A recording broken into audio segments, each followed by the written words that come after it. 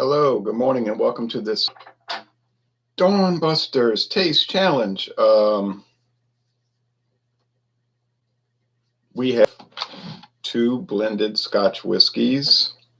One is aged 12 years. That's the Chivas Regal from Chivas Brothers, Pernod-Ricard. All right. Started by Chivas Brothers in 1938 as a 12-year age to replace one that had been discontinued years before. That was started in 1909, the 25-year age. They do have a 25-year age now. It's very expensive. 1949, In 1949, Seagram's bought the Chivas Regal Company. And then in 2000, Pernod-Ricard picked it up, so it's had two buyouts. 1949, the original buyout, 2000. So both in the 20th century. All right, no buyouts yet in the 21st century. So Chivas Regal, aged 12 years, blended Scotch whiskey. This has been a terrible performer in taste challenges, I have to tell you. It was $34, $33.99 for the gift pack, 2 glasses in this bottle, 750 milliliter bottle. I guess it is designed to be bland because it certainly is bland. It's sort of how they describe it on the website, that it's bland, and it lives up to that blandness. Peat, smoke. No, I don't pick that up much at all. It's mostly just grain alcohol. It's not harsh or unpleasant necessarily. It's just boring, and it's like you could pay $8.99 and get the same thing and maybe more. So I'm not seeing it. It used to be 86 proof. Last night, Michael Komaroff in Brooklyn, New York City, New York State, was showing us a bottle he still had of the 86 proof, probably 25-year-old bottle, partially drunk. I said, boy, if you had an unsealed bottle, it might be worth something. I'd like to try the old 86 proof. Maybe I'll go to International Market and they have a bottle left over on the shelf, because they tend to have a lot of old stuff, old things in there. Now, the competitor, Scoresby, very rare. Yeah, so rare. I used to see it at Walmart. I still see it around from time to time at various stores. It's not very common, though, so it is not very common around here. In 2018, Scoresby was acquired from Diageo by the Sazerac Company. They never had it listed on the Diageo website, and Sazerac did have it listed in their product lineup, and then their website is sort of like in a permanent hibernation, I guess. They keep having nothing on it, basically. And they used to have a list of most of their products. You click the plus and it would list all the sizes and show photos. That has not happened. I don't know what's going on with them, and I'm not worrying about it. It's like Pabst Brewing. You can't make a website. I don't need to pay much mind to you. So there's Scoresby. It's funny to read these labels because it's like $15 around here for this bottle. Let's say 16 bucks, $16. It's aged 3 years. And they're talking about the connoisseur Scotch whiskey. And there's the lion and the unicorn and the crown, the shield. There's a deer, sun shining on an eagle, and a maple leaf. All that. All of that. Product of Scotland. Aged for 36 months, which is the minimum anyway. So that sounds better than saying aged the minimum. Scotch whiskeys, 100% Scotch whiskeys. Yeah. But how many people are Scotch connoisseurs that this is their brand? You know what I mean? So really, is it the connoisseur Scotch whiskey? A delightful blend of selected rare, light-bodied whiskeys possesses mellowness to please the exacting taste of the connoisseur.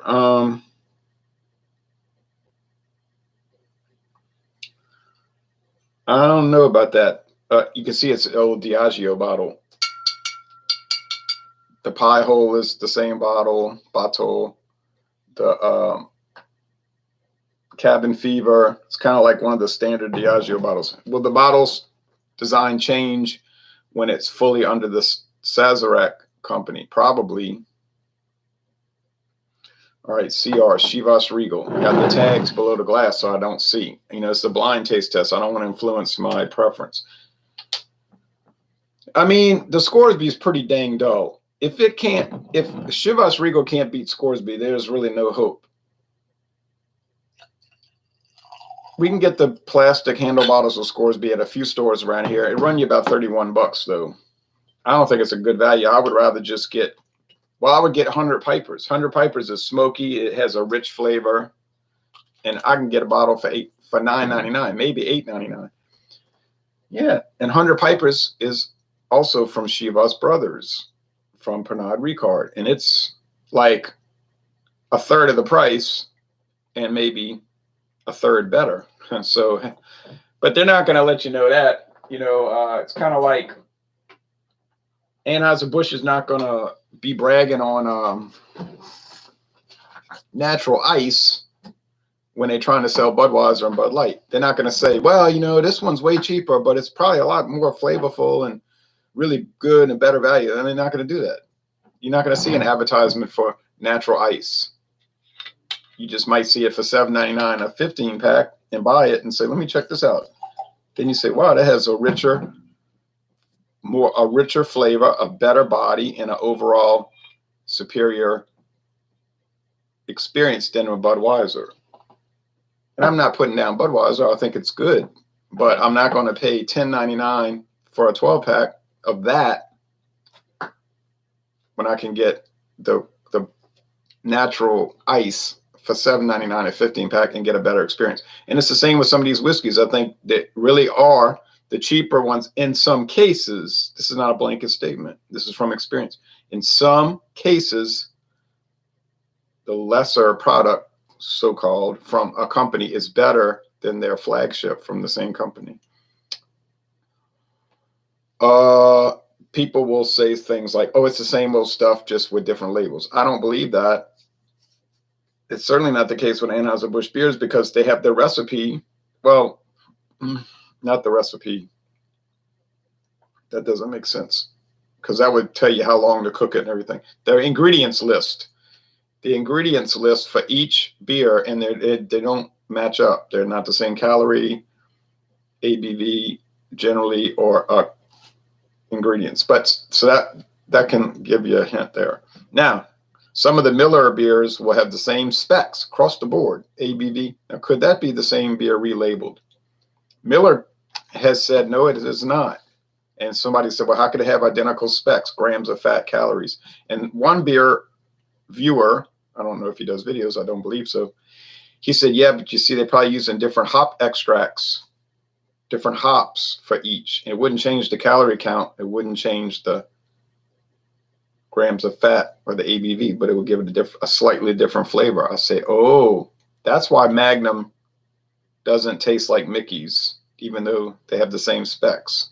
That's why the silver 8%, 8.1% Steel Reserve 211 does not taste like the black can or black label Steel Reserve Triple Export 8.1. Could have same specs, different hop varieties.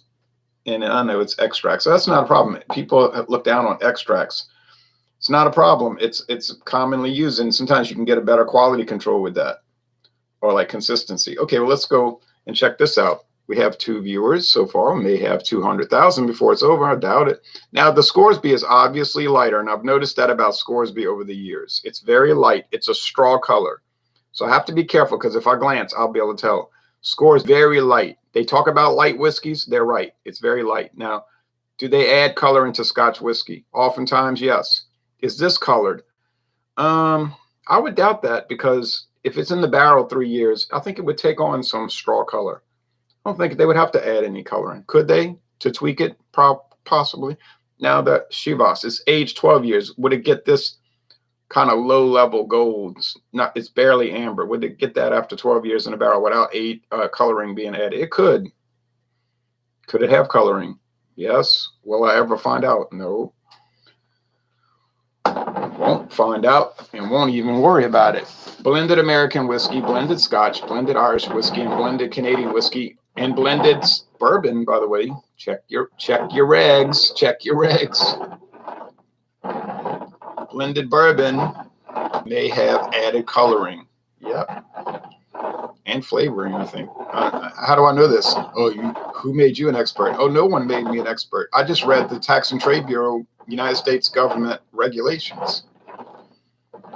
And I watch videos sometimes from people who have way more viewers than me, way more subscribers, and probably know or have tasted many more whiskeys than myself. I was watching one yesterday. And they made a good review, and they were bragging on Blanton's, how good Blanton's straight bourbon whiskey single barrel is. Well, every video I watched, the worst people were saying was like, it's not as great as they say. A few people said that. But most of the reviews were talking about how fabulous it was. But then they got off into the treacherous area because the guys were talking about Jack Daniels and saying, well, it's not a bourbon and all of that. And I said, whoa, mistake number one. Then they were saying, and this is why it's not. And then they gave the reasoning. I said, mistake number two. So I gave them some, and I'm never hostile about these things. You know, I just say, well, let me tell you why. Now, sometimes when you make the comment, the person producing the video will be hostile. They won't take criticism too well. And so you got to watch that. Well, I mean, I'm not worried about it. I'm just saying, I know what I'm talking about when it comes to that. Voltron, the defender of the universe, says, I was upset having to get up at 6, and here's Ron up in the on position. He gave me a gold medal cup, a gold cup. Yeah, I got up at 3:10 a.m., 3:10. I looked up, I said, 3:10. But I felt like I had really slept so well. I said, oh, yeah, I feel good. Now, I didn't get to watch all the Major League Baseball highlights. I only watched the American League. Haven't watched any interleague highlights yet or National League. I intend to do that. Usually if I get up at 2:45, it'll give me enough time to watch them all. Didn't happen today. It's okay. But I do watch them all. And I'm drinking. No, I'm not drinking. I'm tasting. This is a taste challenge. I would not ever dream of, I'm not going to wake up and be 5:30 in the morning drinking alcohol. It's ridiculous. Old drunks do that. I'm doing a taste challenge. This is an exercise that's done for a purposeful reason, to see if I can tell them apart. See, that's my way of explaining it. Now you're clean shaven again. Very cool. Yeah. I told people once I was finished with the beard balm, that waxy cream stuff that my daughter gave me for my birthday, then I would cut it. I said, I'm not going to shave it or trim it until I would trim the mustache, but until the beard balm. Well, eventually that round tin of beard balm was used up. Then I cut it off with scissors and shaved it. No big deal. Wasn't difficult. Charlie said, this is good from what I remember. Also, just had an American beer called Goose Island IPA. It was really good. I love Goose Island IPA. I think it's a fabulous beer. People say, oh, it's no good since Anheuser-Busch bought it out. People will ask me that sometimes, don't you think it's gotten worse since AB bought them out? I say, how could I know? We never got Goose Island beers here before the buyout. I never tried it. Now they bought them out. Their distribution streams are huge, so then we could get it. Everything I tasted from Goose Island was good. Most of it. We had a few little hiccups here and there, but I think it's good. When these companies do a buyout, I think they generally don't mess with the product. It'd be kind of stupid to do that, right? Let's buy this really popular beer or whiskey and then ruin the product, and then people can complain, the popularity will decline, and then the sales will crash. We'll make no money. Be kind of counterintuitive, right? Wouldn't make a whole lot of sense. But I guess there's some people out there that would do it. Don't think too many. All right. Here we go. I have to keep my eyes closed. I cannot look because I'll see the amber versus the straw and I'll know instantly. Now we might have Craig Swenson watching. He usually watches in the morning. John and Nile watching. And some other of our Alcohol Leg group members. We have a lot of people that are on Alcohol Legs, the group on Facebook, where we talk about alcohol. If you want to get on there to be a jerk and be ugly to people, forget it. You won't be on there very long. And your comments won't stay up. I saw somebody last night making ugly comments to somebody. I said, oh, okay. I just deleted all his comments. That's not me having a power trip. Some people run a Facebook group, they got a power trip. You know what I'm talking about? I just don't want people to be ugly. because they could start their own group. It could be like hostile alcohol group, and they could be ugly to each other, whatever, you know. It was totally out of line. The person made comment about sake. He was partially correct. But then here comes Mr. Tough Guy coming after him, you know, saying all kind of ridiculous things. I said, oh, no, not the bad. The dark side of Facebook again shows up.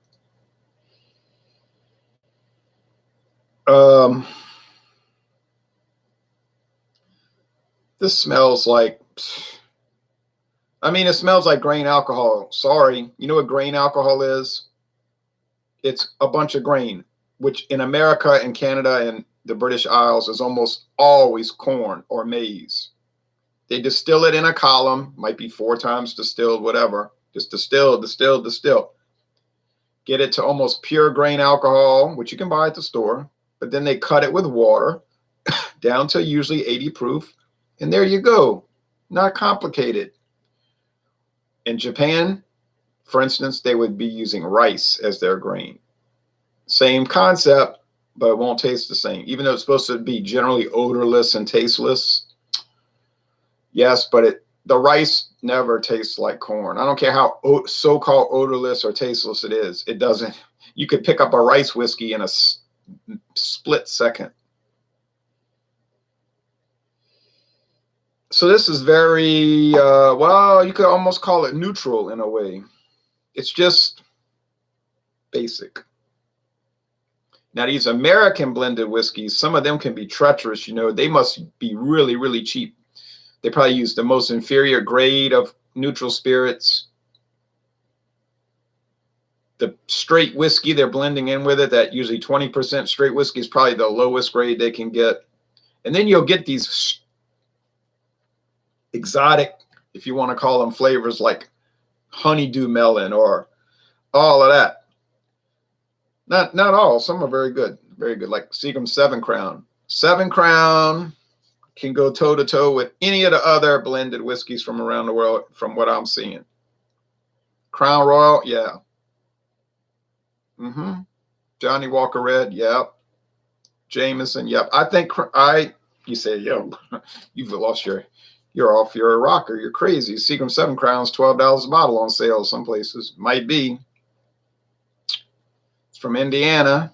So what? Indiana's a nice state from the old Northwest Territories. And it can just battle. I mean, it can battle and will probably win many of those battles. But that's another story for another time. And I'm looking to buy another bottle. You say, you have? I know. And I got so much. But 7 Crown is so worthy, you got to have it around as your almost your control group for your blended.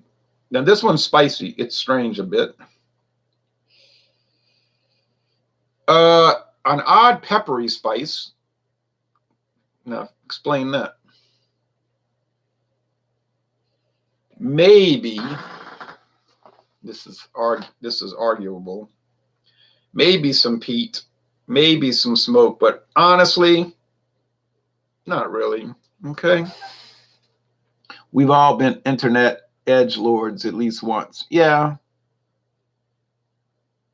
Now, I used to be more political on the internet. Like, I'd be on the attack with people, you know, but I wasn't ugly. Like, I would just make comments, say, well, I don't agree with that. They would be hostile, like, oh, you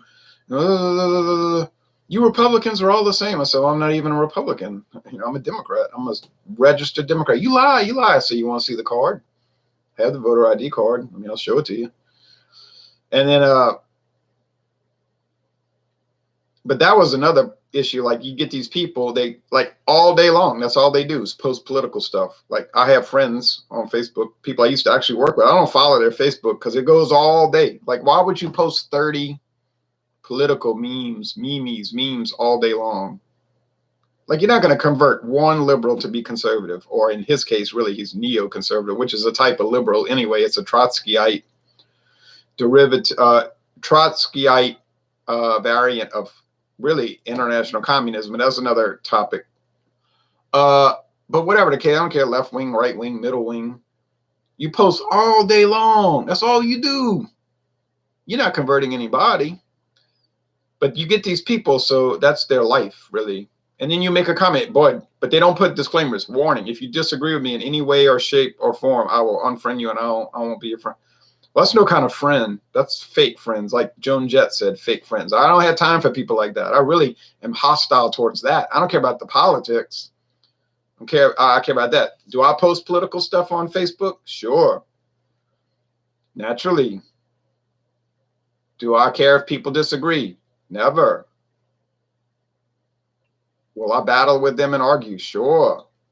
Now, have I erased some of their comments in the past? Yes. And why? Well, I don't keep my stuff up more than a 24-hour anyway. I keep it 24 hours and I delete it. Unless it's beer reviews, I keep those up. I don't even know why. I just do.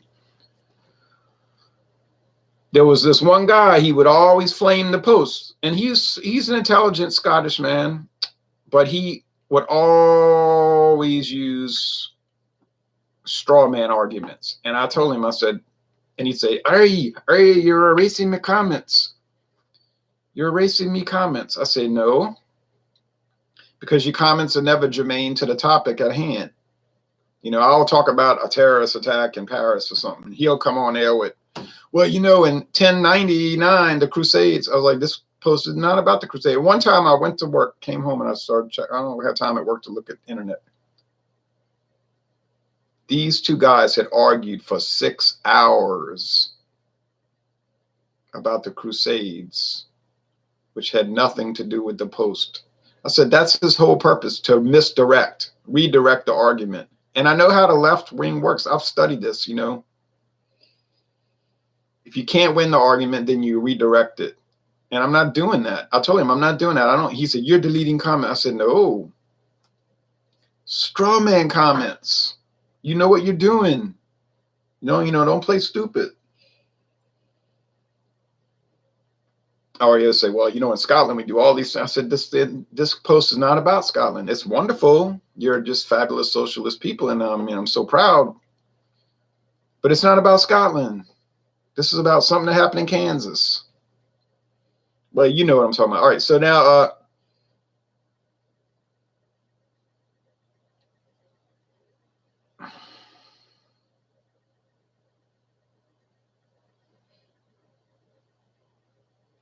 this one is spicier, all right, in the nose.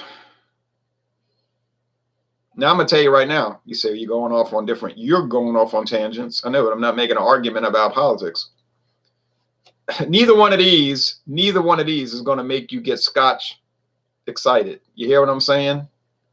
I'm going to tell you right now, they smell like regular old ordinary blended whiskey, whether it's Canadian. Yeah, I know it has its own characteristics, American, Irish, or Scottish. I'm not seeing the excitement over here. The bottles, you read the bottle label, they talk about how, it's just the most fabulous thing in the world. And then Chivas Regal's really trying to tweak. They knew what they're doing. They're trying to irritate people. And they're smart about that. They're saying blended is better. I said, I know they're doing that just to tee off the single malt people, which is comical because they make a lot of single malts.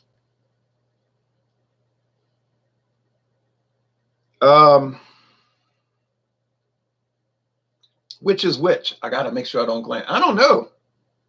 I'm going to tell you at this point, I just do not know it. And so, well, you know what that means?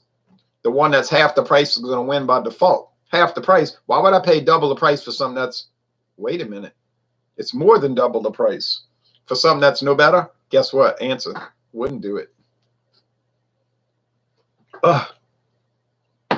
I lifted it too high. It went by my nose. Okay. Golly gee.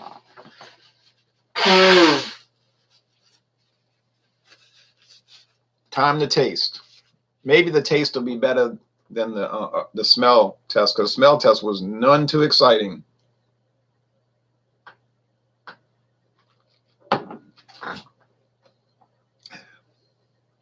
Okay. Now, getting some pretty interesting smoke. There's smokiness, start, middle, and finish, and some peat. Got to be Scoresby.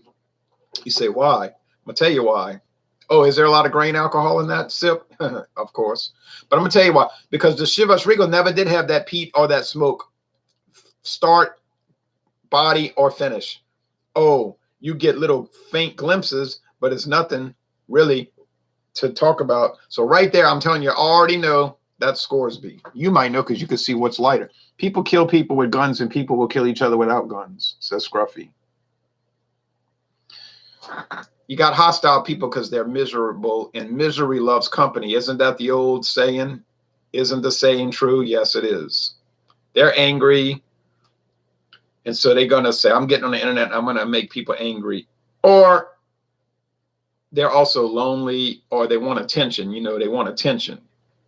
They're like a little kid. I want some attention. Whether it's negative or not, they don't care. You say, well, you making videos, you want attention. Well, yeah, but there's one little thing. I'm not being hostile, see? It's like the whole thing with aliases. People say, well, Ruku comments all the time from England. He has an alias. He doesn't show his face. Yeah, and he's not hostile. He's not calling me out, telling me, let me tell you what you need to do. Maybe he has reasons to not show his face and use an alias. He might work for MI5 and he's a big detective around the world, an international crime fighter. I don't know. But he's pleasant. He makes nice comments. He's enjoyable to talk to. Fine. Use an alias. Don't show your face. No problem. You get these, like they call keyboard warriors on here. Let me tell you what you need to do. You're wrong about these 12 different things. And every comment is hostile, you know, like, well, who are you? Well, you don't need to know that. I have a very important job and I can't show my face and you don't need to know that and blah, blah, blah. Let me tell you all these things.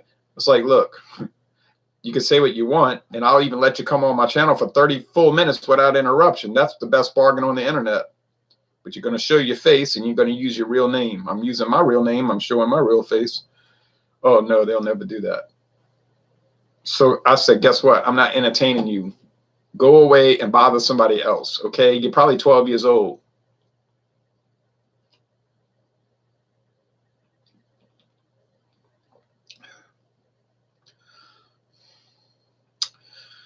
Yeah, there's a little peat, but golly, there's a lot of grain alcohol here. I told him last night in the hangout off the air, I said, man, just open a box of Cheerios. I mean, without the sugar, but they have a lot of sweetness in these anyway, maybe with the sugar. And it just like tastes like grain. I know Cheerios is oats. I know somebody, but Cheerios is oats. All right, well, then get corn flakes. And it's that same, it's like distilled. It's not bad. I'm not drinking this talking about how bad it is. It's just nothing. What time is it? Yeah, I'm going to go walking soon. It's just like,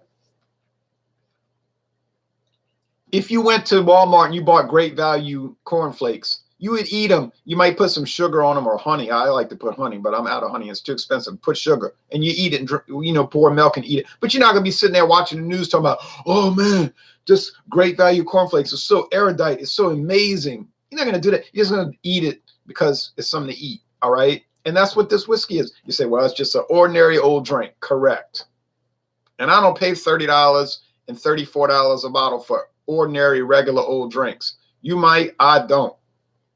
If I'm paying $34, I want some action. I want something to happen, all right? And I'm not getting it.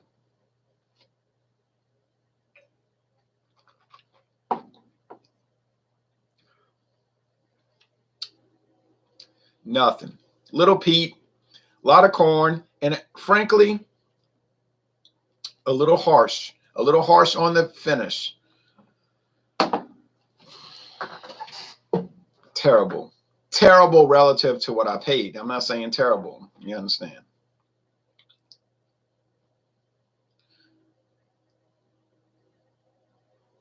You might say, you probably said that about the Black Album in 1991 when you played that. I bet, oh no, I didn't say that because I didn't buy the album. I heard some songs that said never. That will never happen. That album will not be in my possession. They could stab me in my back, slap me in my face, throw me downstairs, beat me with clubs, and all around betray me with this monstrous betrayal. Whatever they want to do, let them go wear sneakers and pierce their body and try to look like they are Nirvana in 1994. I don't care what they do. I'm not buying the albums. I'm not going to see them. I'm not even going to refer to them. They don't even exist as far as I'm concerned.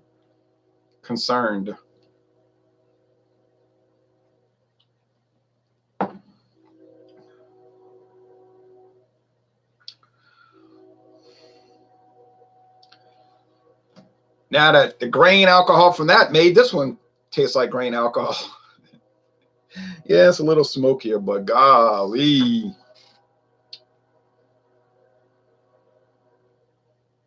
Jeremy says, morning, Ryan. Morning to you, Jeremy. Now, Voltron says, are you okay with either you or others calling something evil? If yes, what if someone calls something that either you like or see as innocent as evil? Example, some Christians calling Halloween evil. I mean, I don't care if they call it evil. Halloween is a Catholic, it's a Christian holiday. It's the eve, All Hallows Eve. It's the eve of All Saints Day. Now, there's a lot of frivolous, trivial things like wearing masks and go and get trick-or-treats. That goes back to the pagan days of the British Isles. But a lot of these people that say that, they don't understand. Those are the same people say a Christmas tree is evil because it has pagan roots. The Yule log and all that. Yeah, I understand, but it's like a neutral thing. You know what I'm saying? Those people used to worship a tree and decorate it with silver and gold and worship it like it was a god. No one does that today. They just put it in their house and they put gifts under it. No big deal. You know? But I mean, if they want to call it evil, it doesn't make any difference to me. Like social justice warriors are all right calling rape or Nazis evil, but will freak out if Christians call something sexual immorality. Right. People have their pet moralities. You're right, Voltron. Pet moralities. And when you call them out on it, they get offended. But it's like, well, you're being inconsistent, you know. But they don't like to be told that. So they'll just affiliate with other people that'll support their inconsistency. That's what people will do. They'll block everyone who points out their glaring inconsistency, and then they'll just affiliate with everybody that's going to say, right on, right on, right on. And then they can talk about how they're all open-minded. Well, you're not open-minded when you block all other thought and you only entertain your own ideology. You won't even consider the other viewpoint. That's not open-minded. Okay.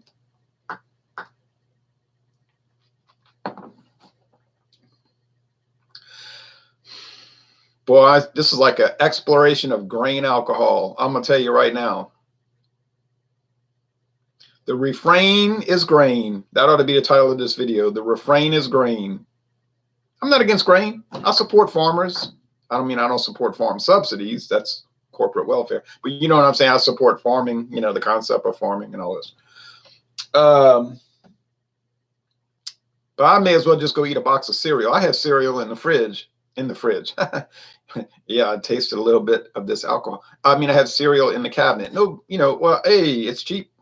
I guess this is Scoresby, but neither one of these is exciting me in any way.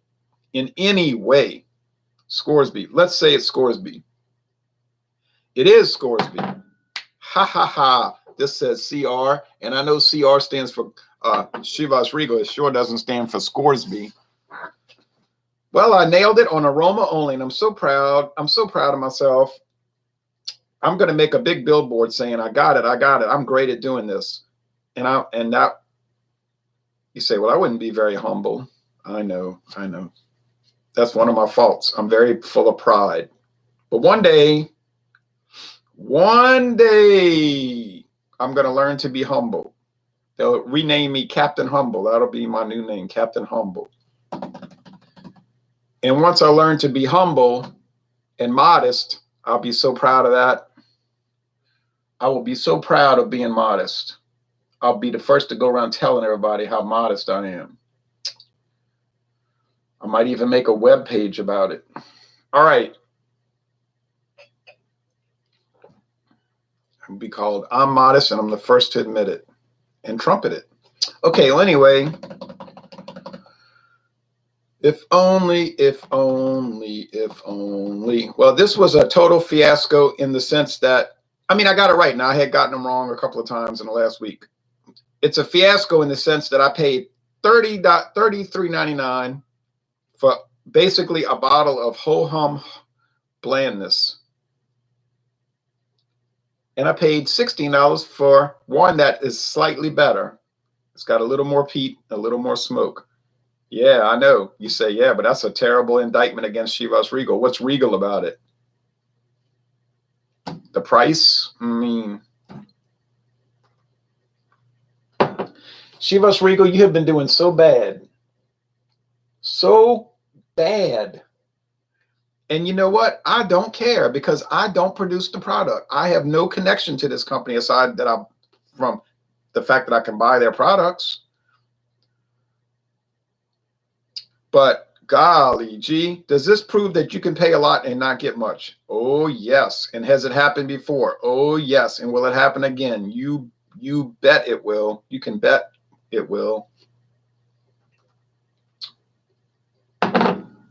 Oh, man. That is as dull as dishwater. Well, I knew I was in trouble when I did Piper Dean. That was the first taste challenge. You say Piper Dean, that's $5.99 at Albertsons. That's like the cheapest scotch you can get, unless you go to CVS Pharmacy and you get their big jug bottle of scotch for $10.99. I'd kind of like to try that just to see how bad it is. But maybe it ain't as bad as I'm thinking. But when I did Piper Dean and Chivas Regal was not able to really compete too well, I said, uh-oh, we're in trouble now. We are in trouble now. And it's just gotten worse, worse, worse, worse, worse. What's coming up next on Saturday? The plan is Clan McGregor. I thought it was going to be Clan McGregor today, and then I realized I forgot to do Scoresby. Sorry. That will be catastrophic. You want to watch a terrible, catastrophic video? Watch Chivas Regal versus Clan McGregor. That's going to be embarrassing, really. A terrible beatdown. Chivas Regal got destroyed today. Why? You said they were almost comparable. Yeah, almost, except that the Scoresby was a little bit better, and it's half the price. Well, more than half the price. I don't know about you, but I don't pay double for less. Cuddy Sark is going to be on Sunday. Can you imagine how bad that's going to be? Cuddy Sark will beat it so bad. Cuddy Sark is $13 a bottle, or maybe $14 a bottle. It will be really embarrassing, not for me, for the company. And then we're going to close it out with J&B, Just Rennie and Brooks. Oh, that's going to be like when I went to see LSU play Rice University versus Louisiana State University in football. 42 years ago. The final score, LSU 77, Rice 0. 77-0. It was 28-0 in the first quarter. I was sitting there saying, look at this game. Well, that's how bad it's going to be on next Tuesday. It's going to be that bad of a whipping. You want to see a real whipping? Now, J&B, what, $23 a bottle? I got it on sale for $18.99. Okay, regular price, $23. Well, I know you're just like me. You can do basic math. $23 is a lot less. It's less than $34. $11. You'll see. Oh, it's going to be bad. It's going to be bad. All right, enough of this. Jeremy says it's going to be cooler today. It's actually pleasant in my morning walk and jog now. Not over here. It's still as hot and humid as ever. Give us another 2 months. You'll start, let's see, October, yeah, it'll start mellowing out. Found out recently I like scotch. We are power brokers now, says Voltron. Power brokers. Scotch power brokers. It's because it's whiskey. It's so hard for me to find a whiskey product I don't like. I can give you some suggestions. I can give you some that you would learn to hate. Why is that? Because they're bad. Taste bad. All right. Thanks for watching this video production. It's actually worse than I thought it was going to be. I thought this was going to be bad, and it's actually way worse. Way worse. Okay, am I going to do a rum challenge later on today? You know it. You know it. Rum is coming up like a flower.